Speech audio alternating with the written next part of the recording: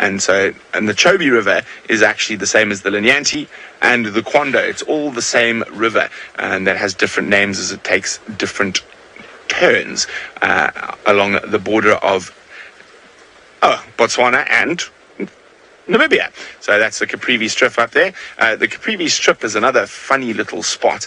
I'm trying to remember the correct history. I will find out for you. But basically, I think it was Count Caprivi. It is named after. He was a German nobleman and politician who did a deal for islands of Finland,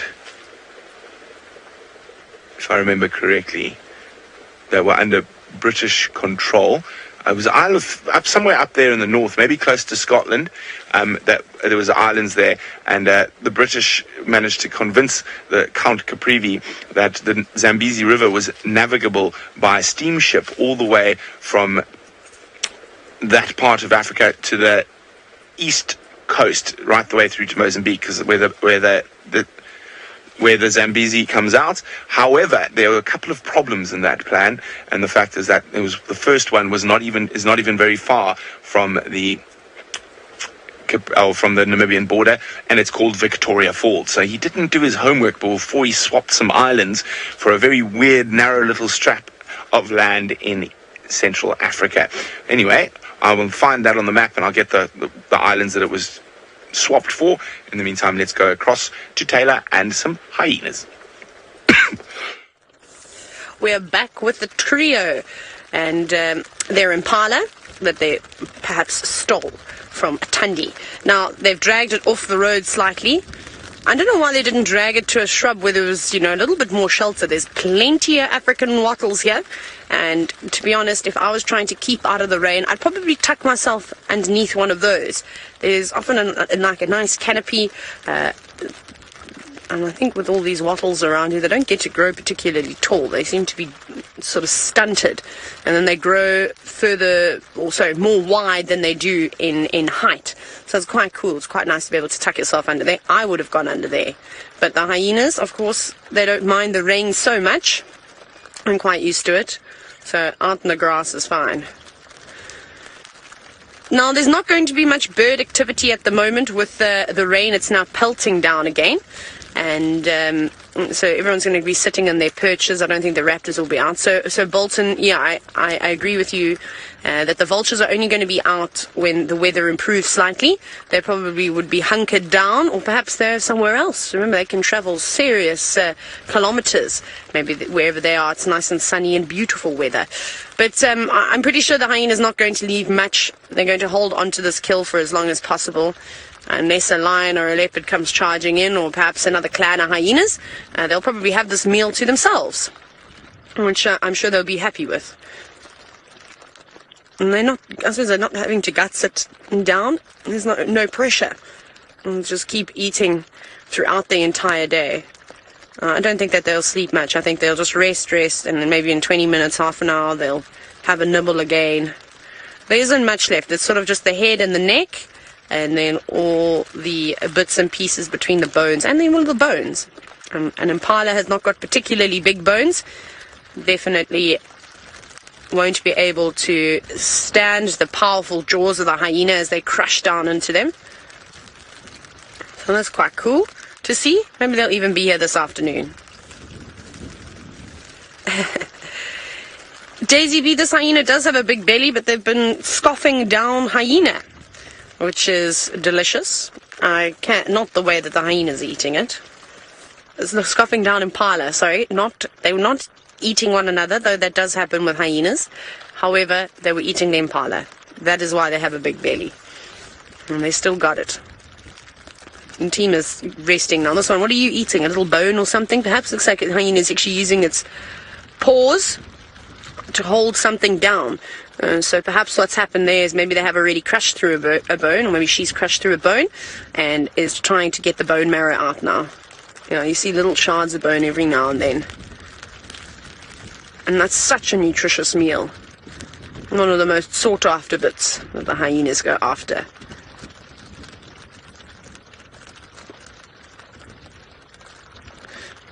Now, Daisy, I don't actually know where the rest of the clan is. They could be anywhere. When we were with that crested barbet, remember we heard some hyenas calling a little bit north of us, so perhaps that's where they are. Brent seems to think that the hyenas are denning just in the Manuleti, and that was in the direction of where the whoops were coming from. So that could be them. We also heard some other hyenas a little bit further south from where we were calling. So again, they could just be spread out all over the show. What are you doing? Are you going to lay down now? You're trying to find yourself some tall grass to hide underneath. No? You're going to be using the luxury facilities? I don't know what you're doing. Yes. I don't know. A bit difficult to tell. No, you're scraping the ground. This is all wonderful. Okay, we're going to leave the hyenas. We're hiding away from the rain. I think I'm going to go up and bother the wildebeest one more time, because they're quite fun. Steve has now moved on from his birding, and he's on a bumble.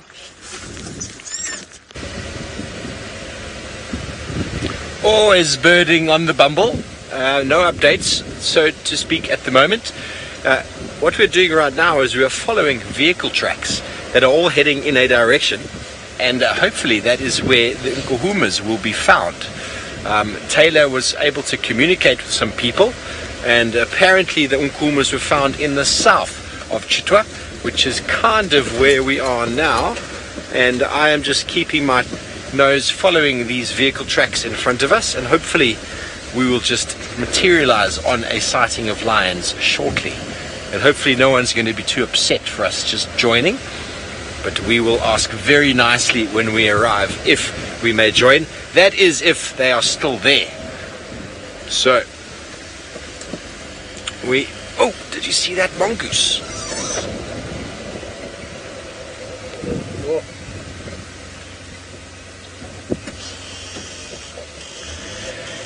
Vegas, you would like to know something that I think everyone needs to do. Everyone needs to start paying attention to their waste.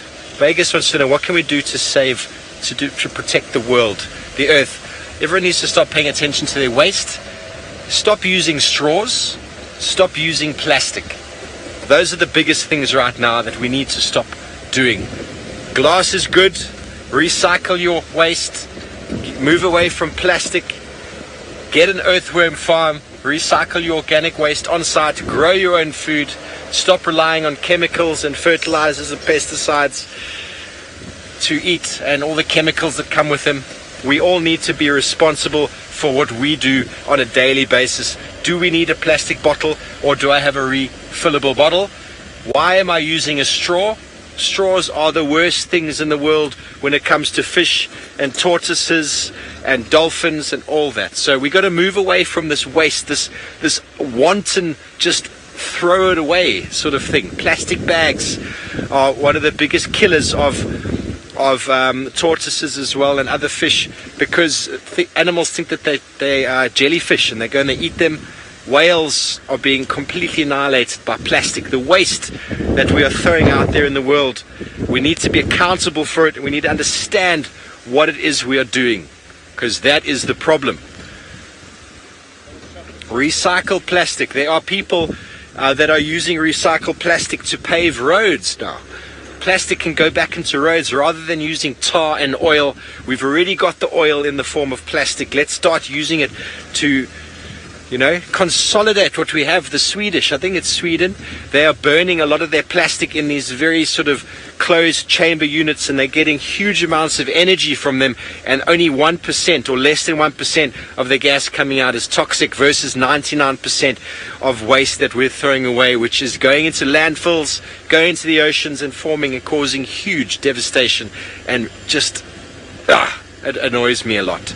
So I think if everyone out there can be accountable for their own waste, stop thinking someone else is going to change the world for you. We need to change the world for ourselves, one person at a time. Let's educate each other. Whoa. And let's not hit each other with sticks. Sorry about that. That was almost myself. So I hope that answers your question. So Taylor looks like she's found her long-snouted friend with horns. Let's go see her. I'm back with the wildebeest of the open plains behind camp. So the reason why we've come back is because we are awaiting a hot chocolate order. Because we have to sit out in the pouring rain. We have sent requests for hot chocolate, and hopefully our order will be is being prepped as we speak. We should hope. Well, that's going to be quite nice to warm Craig and I up. It was so great. We'll have to do a segment of us going to collect it. Hey, Craig. The little drive-through that we have. It is cold. Anyway, the wildebeest is settling down. Funny enough, you actually see wildebeest resting most of the time because that's what they're really good at doing, is just conserving energy and, well, relaxing, ruminating. They normally only spend, I don't know, maybe 30-40% of their day actually doing feeding. And the rest of the time, they're just wandering around. These guys are not doing any big migrations. So they'll spend it sleeping and eating. Sleeping and eating. Now, we're looking at the blue wildebeest, as most of you know, or the brindled gnu, as it's also called as. So, Norika, as these wildebeest get older, they don't tend to get more stripes.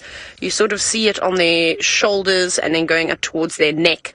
And some will have more than others. Sometimes it goes sort of extends across the flank, but not all the time. There's actually some coming up that are going to walk into the frame in a minute. And you'll see some of them are a little bit more stripy. So I suppose that also just will have something to do with genetics on how many brindled stripes this species of gnu will have. But no, typically they don't keep adding on stripes as they get older. It would be a cool way to age a wildebeest, though. Hey, imagine just being able to count the stripes on its body. Be able to tell you. But when the youngsters are born, they're a completely different color, and they're also quite fluffy. They're more brown than anything. There you go. Being stirred again, and they blend in very well to the color of the sand, and that's the idea, is that of course they have a sort of natural camouflage. Again, the young wildebeest will be up suckling, and then the rest of the time it will be spent laying down at mom's foot with a couple of other ones around too. And sometimes you can just stand and stare and you just think that there's adults around. That's how well camouflaged they are. But that color tends to change and they lose their fluffiness after a couple of months. It's a nice herd. Really, really cool to see them. Amazing how they've just arrived overnight. I wasn't on safari yesterday afternoon, obviously, so I can't say that I saw any arriving. Maybe they did arrive yesterday. But it's good to have them back. And hopefully they will hang around. Now we need the Nkuhuma pride to come on through here. These will be some nice, tasty snacks for them. It's nice when we're able to see the Nkuhumas on a regular basis. So I can see the bull. He's coming back up again. He's going to be very busy at the moment. I don't know if we're just waiting to see him. He's just off next to the jackalberry. If I put my foot down, Craig, I might be able to. No, okay. Let me just give you this. We'll see the bull. He's going to walk into frame, but we'll just make sure I don't go into a tree. There we go. That's a bit better. And this, of course, remember we do have the rain roofs on. So he's going to be the busiest out of the lot. He wants to make sure that he keeps everybody up on the open plains and that nobody goes wandering too far away. See how he's looking back? There's still a couple that haven't quite listened to his instructions, and now he's in a bit of a dilemma. You see, his brain is working overtime. He's going, do I go to the lot that are off in front of me, or do I go and round up the rest of that are behind me? What are you going to do? Now, first you're going to have scratch. Very important to make sure you get rid of that itch. Blue jay also like their little manes that they have. They've got quite a long mane on top, and then, well, they've got whiskers, hair on their chinny chin that goes all the way down their neck. And it's obviously a lot more prominent as they get older. When they're young, they've still got to grow that hair. He's lovely though. He's got a lovely, lovely long tail too. It always amazes me how these animals are able to keep their tails in such good condition, or their hair, the tail hair. Now, Julie, yes, you're right in asking if wildebeest would ever try and defend their young from lions. They will if they can. There's that amazing video of a wildebeest trying to protect its calf against, I think it was a leopard, if I'm not mistaken. So they will try their absolute best. However, they know that they might not be able to win all the time. And if they don't let their little one go, they could also fall or become prey for whatever predator is going after their little ones. So they will try and protect their young to a certain extent, but then they sort of say, okay, no. And sometimes they may win. They have got horns after all. They're quite big creatures too. I mean, that big wildebeest, the big bull, he must be close to 300 kilograms. Easy. And that running at you at full speed, and then you've seen how they pin each other down on the ground. We've seen lots of wildebeest fights before. That's going to hurt. That really is going to hurt. So that's their natural defense. Never forget even just being trampled by a wildebeest. They've, of course, got hooves. So that can happen too. So they've got many ways that they can try and defend themselves or their youngsters. So they'll try, but often it ends up that the predator wins in that situation. This is quite cool though. I just can't believe how green it is. It's so lovely and lush. It is absolutely gorgeous out here. And the clouds seem to be lifting slightly. There's just a couple of them moving about. It's still a thick layer on top though, but no low-lying nimbostratus clouds bringing any rain. But I say that, and because the wind is moving at such a speed, it wouldn't surprise me if it's going to blow in another set of rain clouds. I think we're going to have this sort of day on and off, which is nice. It's nice to have this low sort of soaking rain. The low felt needs it. We've had some desperate times out here, so it's about time that Mother Nature rewards the earth again. Gail, I'm trying to think. Yes, I suppose we can try and relate a wildebeest to a horse in terms of size. I would say the bull is obviously going to be slightly larger than the cows. I would say that they're probably around, I don't know, maybe a 15 hand, maybe 15 one, somewhere around there. Like a honey, not quite a pony, but not quite a horse, something in between. They sort of be of that size. So yes, I suppose we can. But I'm not actually sure. I'm just trying to think of the shoulder height of a blue wildebeest. It must be about 1.5, no, it'll be more than that, surely, more than 1.5 meters. Maybe Brent can help us and have a little look. No, maybe it is about 1.5, sort of shoulder height, 1.4, 1.5 meters. But I don't have any of my books with me because it was pouring with rain.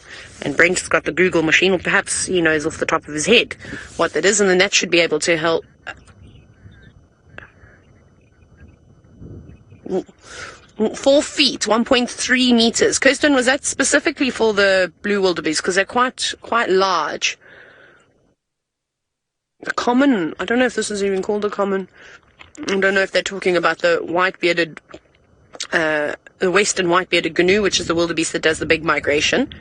Obviously, a lot of people know more about them than they do the blue wildebeest, and the blue wildebeest is slightly bigger than that. So I'd say anywhere between 1.3 and 1.4, somewhere around there. So yeah, it would be like a smallish horse, sort of not quite one that quite passes the pony measuring standards.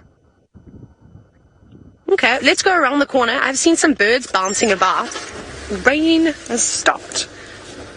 Look at this. What a nightmare. To try and deal with that later.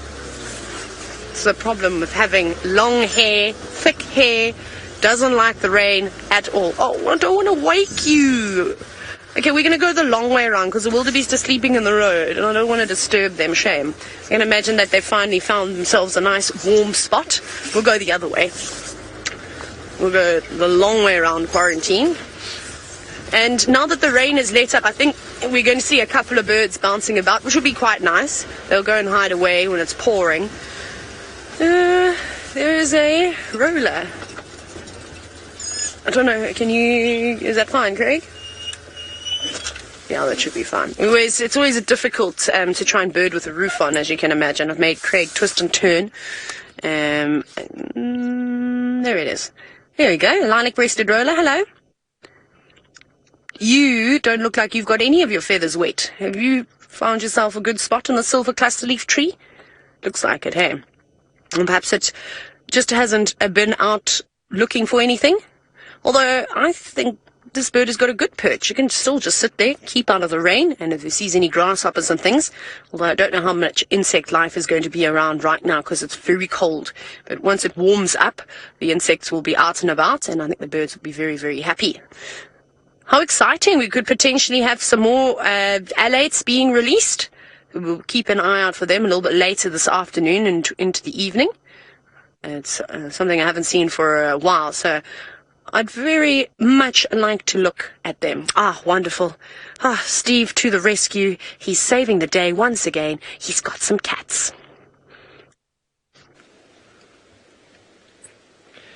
Well, how is that for success, ladies and gentlemen?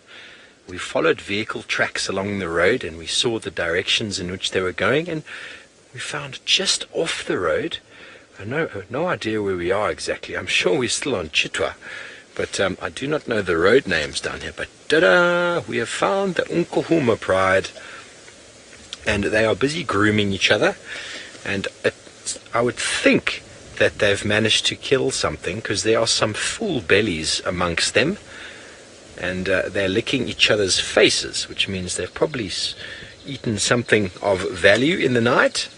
And I first thought they looked a little bit bloody, and then I thought maybe they're just wet on the face. But for that individual to be licking the youngster, yeah, they've got something in the bushes here. There's definitely a kill in there. Maybe we go around there, Ferg. We'll just see if you can get any visual of that. If we can't, we'll just go around. There's more lions in the bushes there. You can definitely hear the crunching of bones. Let's have a listen. I'm not sure we're going to hear much with this wind, I'm afraid. The wind is coming from behind us. Okay, let's see if we can get another look at them. Bear with us, please. Marvelous indeed. There's no one else here, so we are very fortunate that we've managed to relocate on lions, even though we didn't know exactly where they were. But thank you, Taylor, for giving me some advice on where to go. They're just off the road here as well. Just going to squash in here a little bit and see what we can see. Don't be scared, youngsters. Very hard to see what is going on behind there.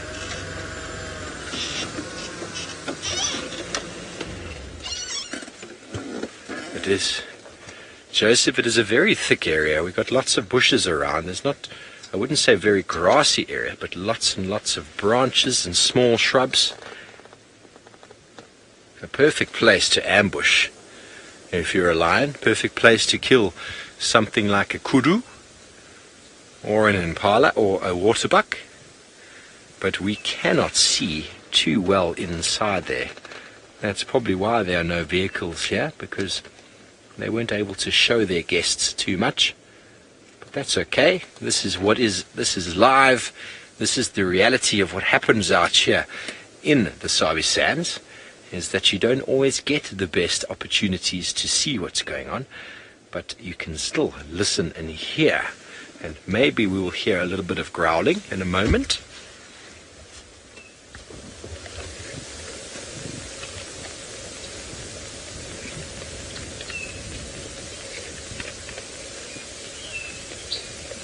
There's a lot of wind. There's not too much noise at the moment.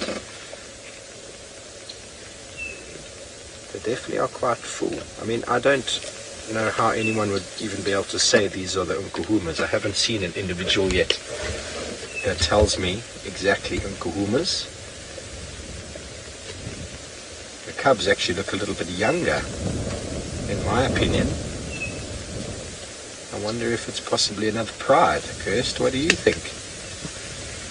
Because I haven't seen a lioness yet that recognizes me, that I recognize. And I'll be honest, they weren't the most relaxed animals when we came in. They actually moved off a bit on seeing us.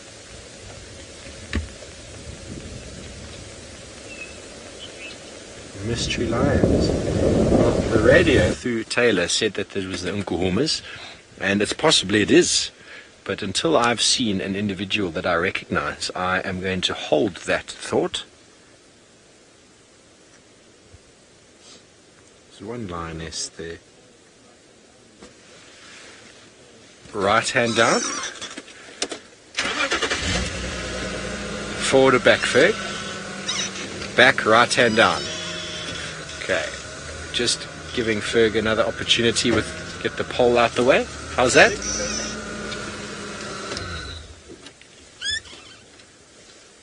Oh, marvelous indeed. Who are you, lions? See, I can hear the bones crunching now. Romit, are you wondering if it's the Styx pride? I don't know. Styx are a bit more I've only ever seen them once, the Styx, and more their mangy. cubs are a little bit smaller than these cubs. I think that the 2 months it's been since I've seen the Styx, I think it's different size. There's one lioness who's trying to show herself to me. I just need the visuals of at least one lioness's face. This is the reality, folks. What we do know for sure is we have got lions. It is a pride. There are at least 3 adult lionesses that I have seen. I haven't really seen their face too well, but the youngsters look a little small. Could be the Styx. Things do change in 2 months. 2 months cubs can grow quite dramatically. And it almost looked as if there was a second youngish male here.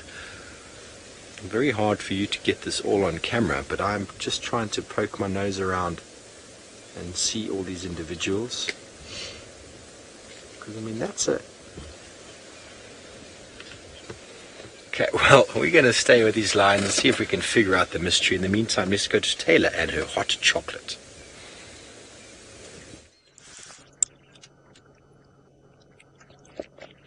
See, I'm not a slurper. I don't slurp my hot chocolate, in case anything was wondering. Don't you like our little faces?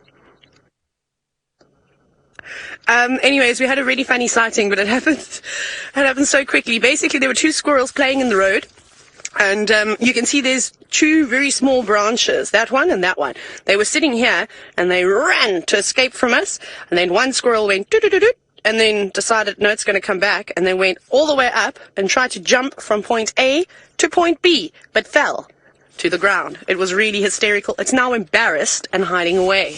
I don't want to be seen anymore. I'd also be nervous. Not nervous, but very embarrassed if I was caught falling out of the tree when you're supposed to be really good at climbing trees. We're now going to try not spill our hot chocolate, which is keeping us nice and warm. Thank you very much, Rebecca. She's just opened up a new sort of coffee shop. Remember I kept saying we need to have one of these mobile ones now? When she's not directing, and apparently she has an assistant as well. When Rebecca's directing and can't make the team hot chocolate on rainy days, then Kirsten said that she'll quite happily fill in for her. And I've just put Kirsty on the spot. She's just said, I definitely did not say that.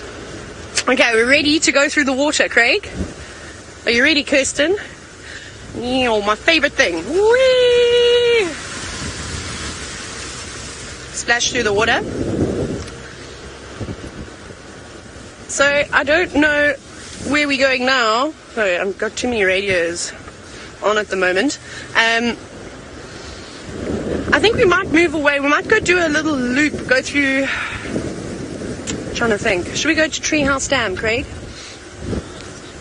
Yeah, let's take a drive to Treehouse Dam, have a little scratch around there, and maybe we'll do some birding and all sorts of things. Right, it seems as though Brent has managed to fix his technical gremlins that were attacking the camera. Let's go and see what had happened. Yes, unfortunately there's some cables or what and whatnot, and I didn't get involved. I just carried on with my stuff here and let Jared and Jandre flutter about fixing it. Now, we were chatting about good old Count Caprivi, and it is called Helgoland. Now, I was a little bit wrong.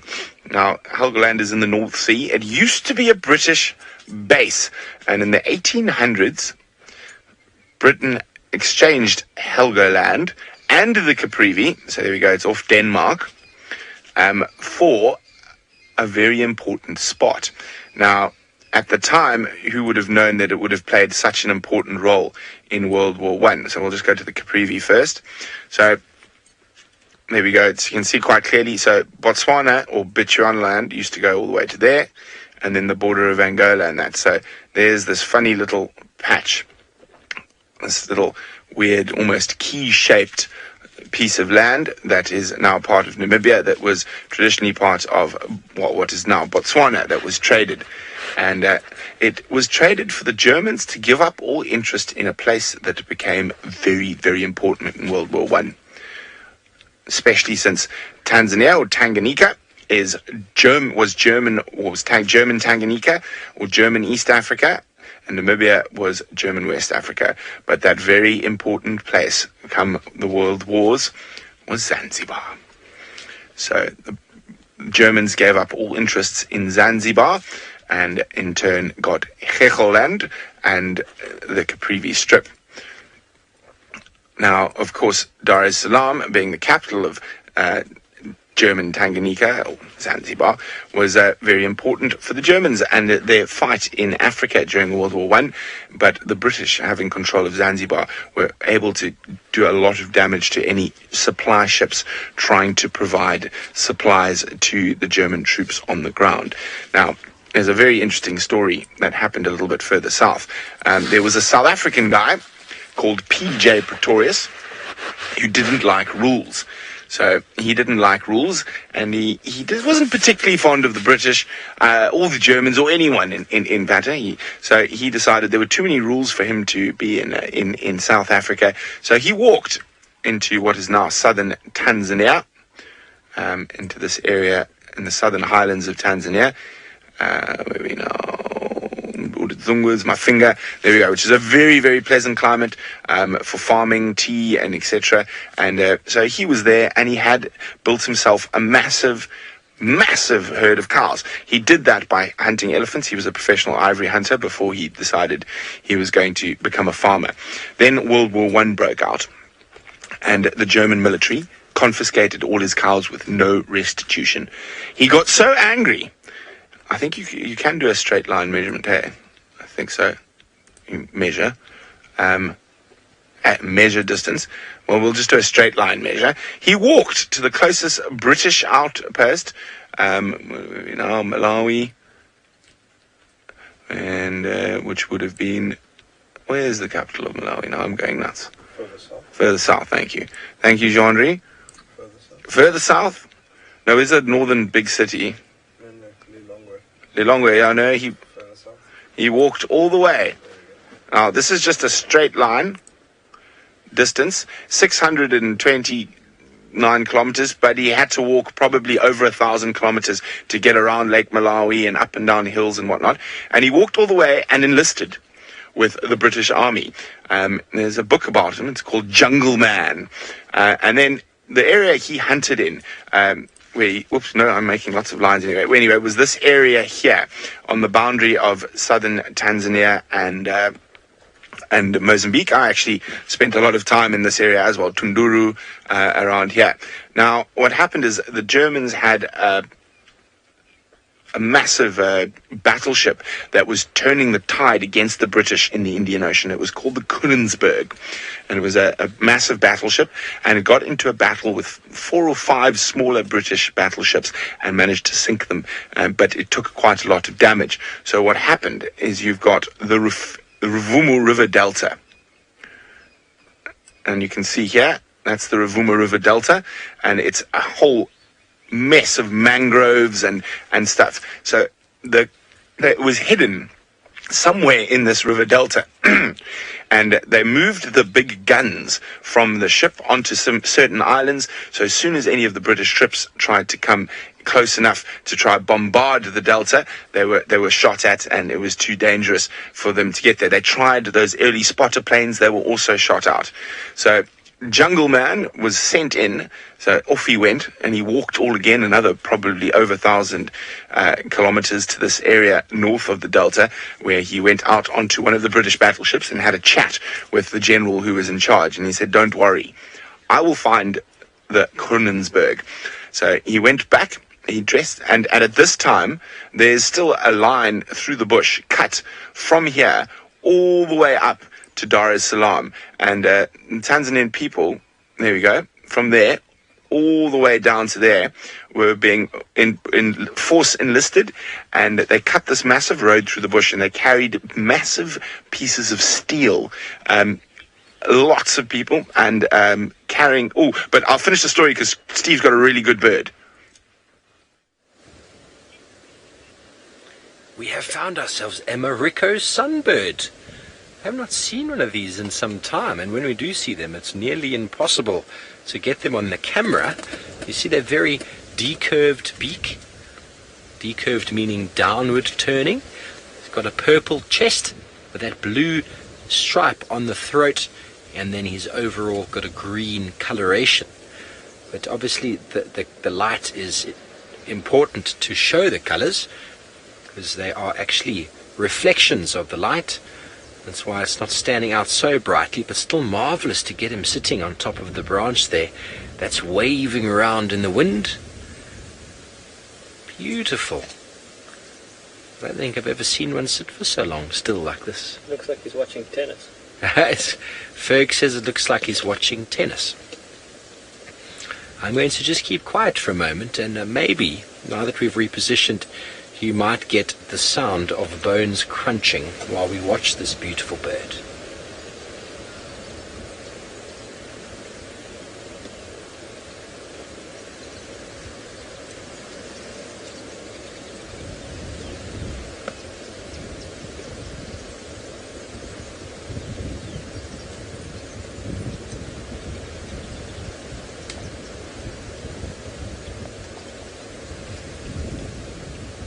Can't hear the bones crunching, but can you hear him calling? Just that very low pitch.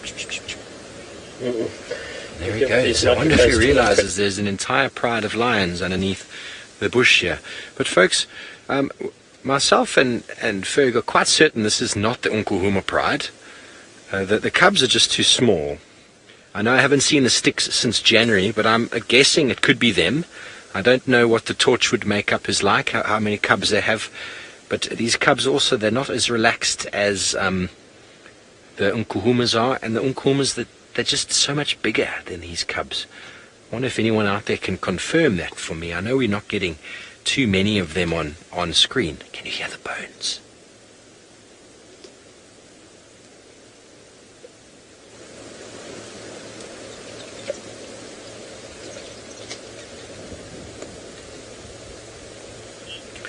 I can only slightly hear the bones. Terribly sorry about that, folks.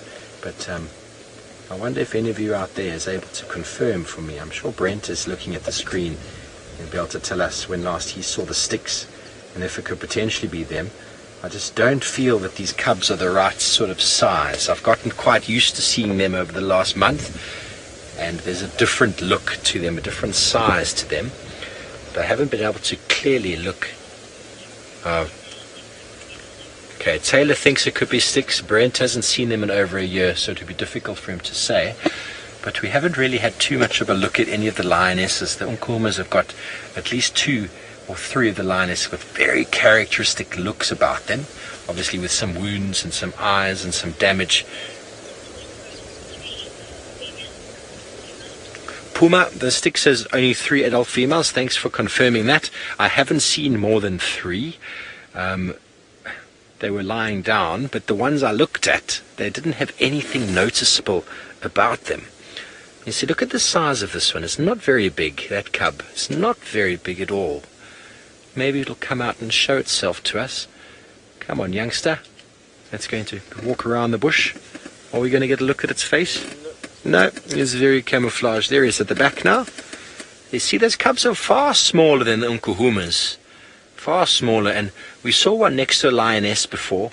The lioness had absolutely nothing recognizable for me, and just my opinion, these are too small. Even their eyes are more brown than the amber colors that you find in the Unkuhumas. Very interested though, aren't they? And also the Unkuhuma youngsters are competing a lot more, so they've got a little more scratches and scrapes and marks on the face. When last did we have the Styx Pride on air? Indigo is reckoning it could be Torchwood. I have no idea. I've never seen the Torchwood. And if they come down as far as Chitwa, I wouldn't be surprised. But this is kind of an area that I've been told that the Styx hang out in. The first time I saw them was on Little Gowrie Junction with Djuma, and the cubs were lots smaller. But that's 3 months ago. Can you believe it? I've already been working here for more than 3 months. Taylor saw them about 3 weeks ago. I'm not sure where she saw them. And I've no idea what it is that they've killed here. But whatever it is, ladies and gentlemen, it is definitely dead. There is nothing left that we can see apart from a few bones that the youngsters are gnawing on.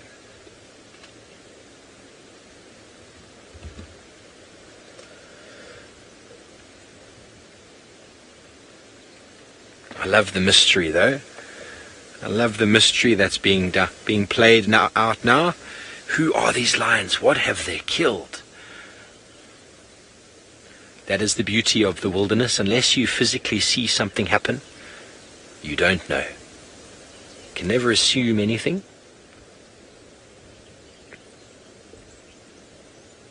Well, while we still try to figure out this mystery, let's go back to the storyteller himself, Brent Leo Smith.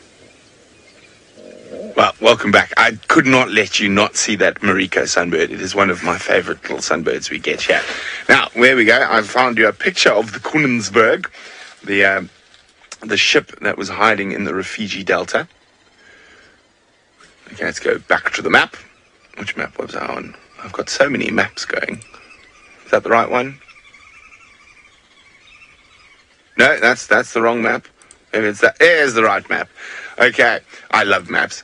So here we go. We're back down Korumbus. There we go. Okay, so yes, we're in the right area here. So Lindy, no, we've got south. So there we go. We're talking about this delta here. So what happened is PJ Pretorius then walked. Oh no, we got past the walking. He was around the ship. He said, "Don't worry, guys. I'm going to get you the exact coordinates of where this ship is." So he came back on shore, and with his old trackers that he used to hunt with, they managed to, they dressed himself as a local, and he snuck onto the ship as part of the forced labor. And the scary thing is he would have had to take, I think in those days, a sextant and other measuring devices. So he did it, and he gave the exact longitude and latitude, and the British destroyers that had moved into the area with the long-range guns were able to sit off here somewhere and just bombard the Koenigsberg till it sank. It is still somewhere, I'm not 100% sure, it is still somewhere in these mangroves. Now, you wouldn't want to go dive there, Jean-Andre. I know you like diving, Rex, because of the amount of bull sharks and crocodiles in those mangroves. It would be a very, very dangerous place to drive. I've caught some good snapper and fish in those mangroves. Now, another very fascinating thing about the Rufiji Delta is almost all of this area, pushing well up the Ruvumu River for most of the year, is saline. This is a very dry year, but very, very saline. And the people who live in these areas and fish and survive around these mangroves have a very big problem getting fresh water. Now, one of the guys who worked for me in Tanzania, he became a tracker eventually, but his first job as a 16-year-old boy was a water collector. Now, the way these guys collected water was very scary, and I've just told you that there's crocodiles and massive bull sharks in that area. So what they would do, they would use rocks or bricks, or even big pieces of coral that had been washed up on the brick as weights, and they would go down. So the salt water sits on top, and the fresh water is underneath. And they would go down with 20-litre drums, weight themselves all the way down till they got out of the salt water in the top layer to the fresh water that was flowing underneath. Fill up, open then the drum, fill it up with water down at 4 or 5 meters, and then close up the drum and come back up with the fresh water and sell the water to people who weren't prepared to take the risks. And Ndamboro told me that a lot of his friends died when he was young because this was their only course at making money. You must remember, some of these areas here are incredibly poor and very, very rural, lack of infrastructure, lack of government support in terms of medicine and schools and money. So it is a very, very, very rural area of Africa. Now, Jean-Andre was saying he spent some time in this area filming as well, up at Tunduru, which is a spot I've been to quite a bit as well, which is up here. Where's Tunduru gone now?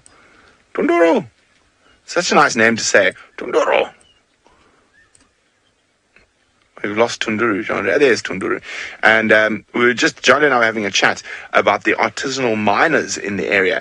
And Jean-Andre says they were blowing the banks of the riverbeds away with dynamite there in search for mostly rubies in that part of Tanzania. Anything else they were going for? All precious stone. So rubies are the biggest thing there. And there's actually, it's quite criminal around these type of mines. There's very little legality. So we had rubies just outside the Selous as well, and the gangs and stuff that used to operate there. So Jean-Andre actually filmed was it illegal mining? Semi-legal mining. So I know there were some people who had legal claims, but the guys would like attack each other at night and steal their rubies from each other's camps and stuff like that. I've actually I've got an illegal ruby that I picked up in the Selous Game Reserve. I'm so naughty, but it's very, very small. But yes, I don't even know where that is. It's in one of my boxes of stuff that I've collected over my travels. So there's actually quite a lot of semi-precious and precious stones in that area, but there's very little law that's happening around that area. Speaking about a law unto herself, let's go to Taylor McCurdy. Okay, now for the story time.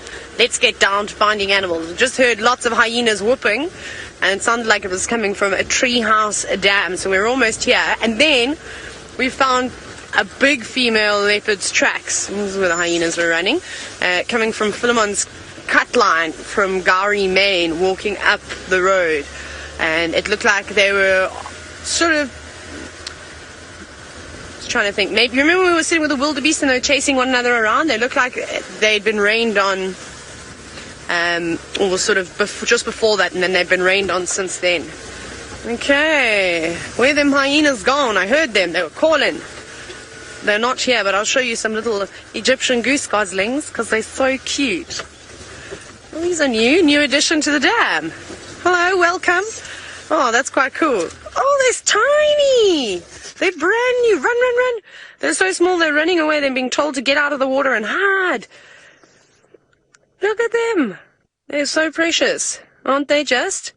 Really small. I didn't even get a chance to count them. There's even one standing. Look at that one. Watching from above. Oh, that was cool. Oh, no, they're going to come running back down to the water because there's another vehicle on the other side. Go.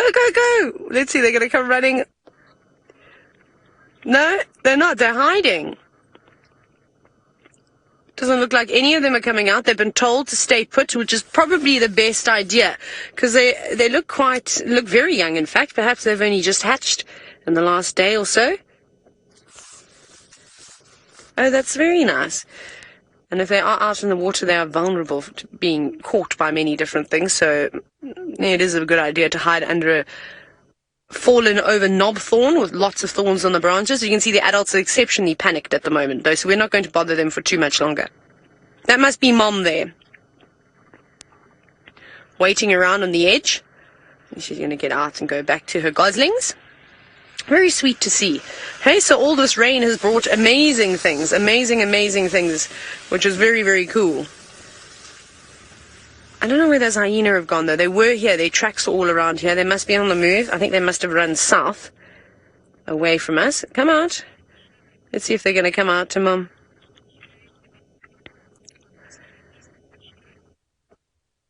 Now, seeing as we were speaking about hyena, Sharon, yes, occasionally the adult hyenas do come up and get curious with the cars, but it's typically the youngsters. New smells. Things might taste different on the car because it's impossible to stop them from licking the car. We try our absolute best, but they're quite sneaky. So yeah, the adults are not normally afraid of the vehicles at all. They kind of just brush past the cars like the lions and leopards do. They're happy to walk past them.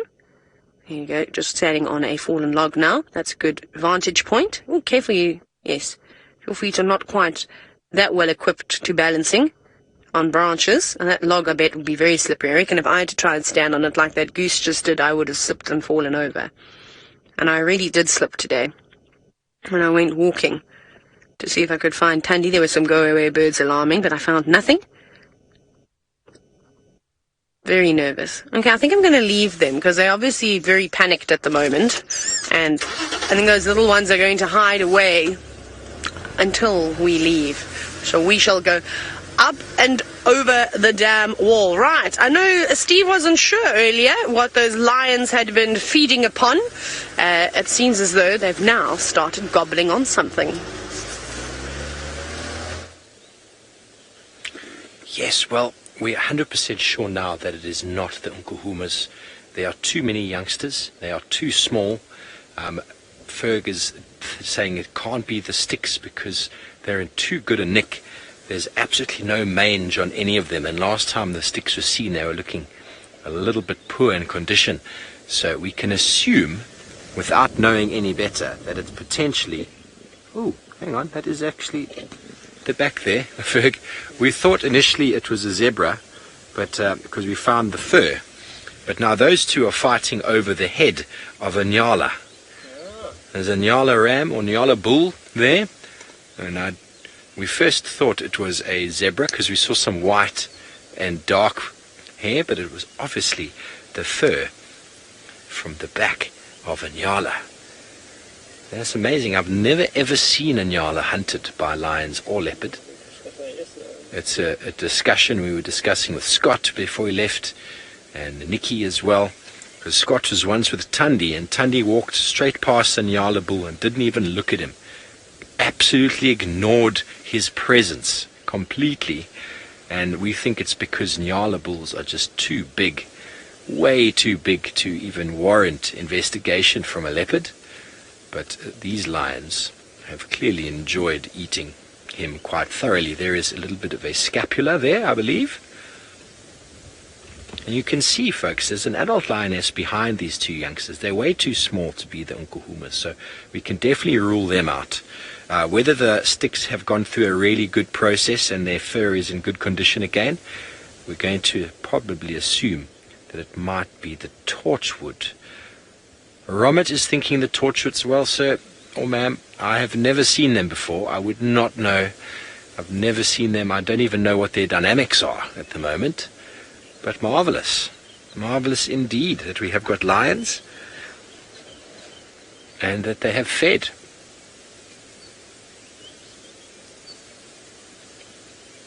What a successful morning.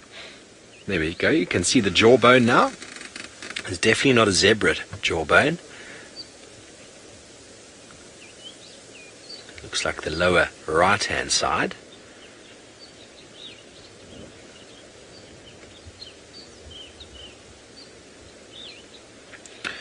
Blue Rose, the Unkuhumas could have a problem with this pride being here. I think we're quite far east at the moment. I mean, once we move off the lines, we can have a look at the map and see exactly where we are. But I think we're on the eastern side. I don't know the extent of the eastern traverse of the Unkuhumas, and we are far east. We're right on the eastern boundary of Chitwa, and the map I've got actually does not even have Chitwa on it.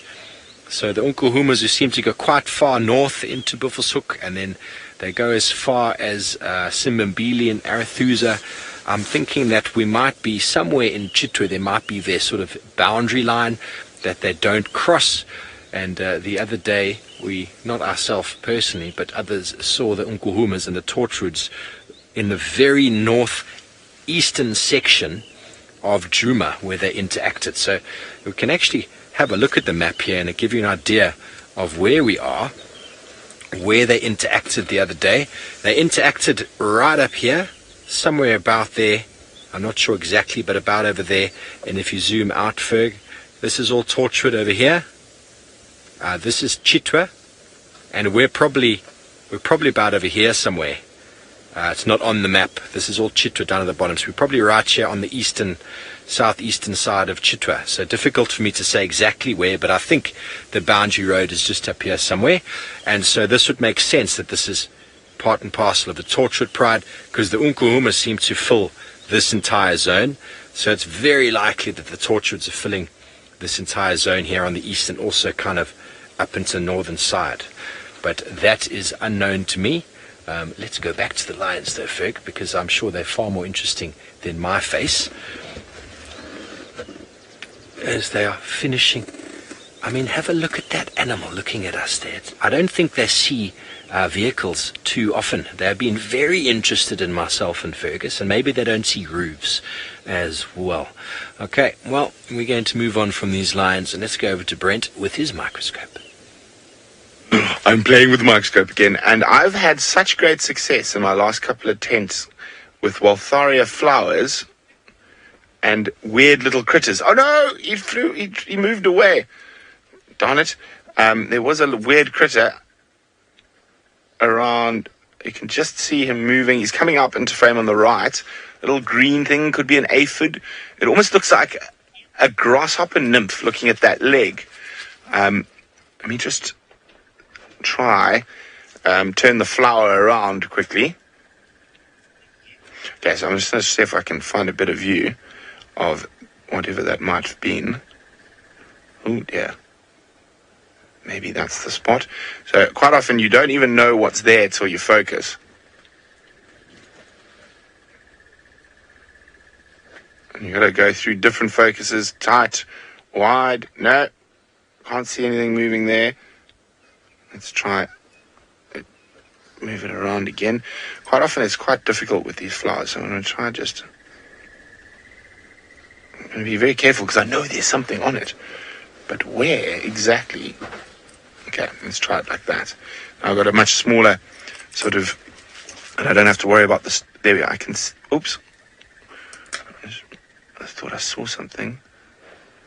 Let's get you into the middle. Okay, let's try that part of the flower, and then we'll, if we see anything, we don't. We're going to move it again a little bit. Let's have a look at that side. Let's try the focus again. It looked like a little aphid to me, possibly, but minuscule, absolutely minuscule. Okay, let's flip it around. Oh, so actually, I'm going to use my porcupine quill. I think I can be far more delicate with the porcupine quill. Isn't this fun?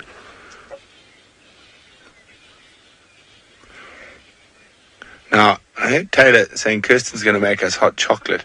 I don't believe that for a word. Kirsty's far too mean to ever make us hot chocolate. And she says, exactly, glad that we know her. Oh, there's something coming. It looks like a little insect. We're not sure what it is yet. Coming in from the top right is a little beetle. No, it is an earwig again. I must try and get... No, don't run out of frame, you little... Oh, you... Come back. There he is. Okay, he's moving. I'm just going to try to change focus quickly.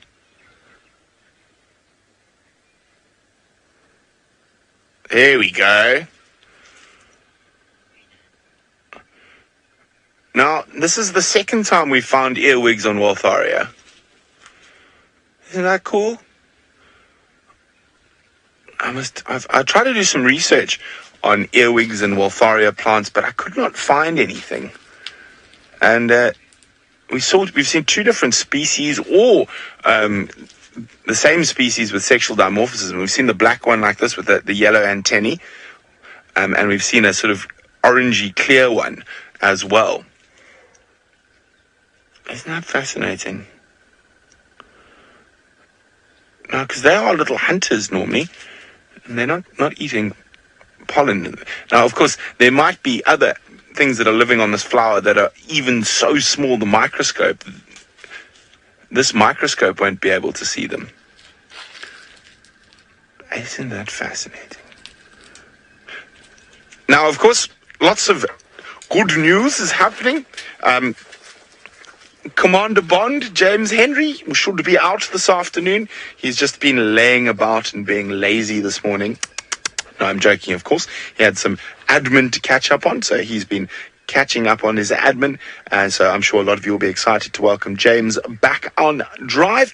And from the rest of us here, hopefully we're going to find Thandi and Tlalamba this afternoon. Very exciting that it appeared on the dam cam, and we found the tracks yesterday. So from where the tracks were yesterday, they've moved quite far. So hopefully they've got a kill close by. let's wait to see on the Sunset Safari.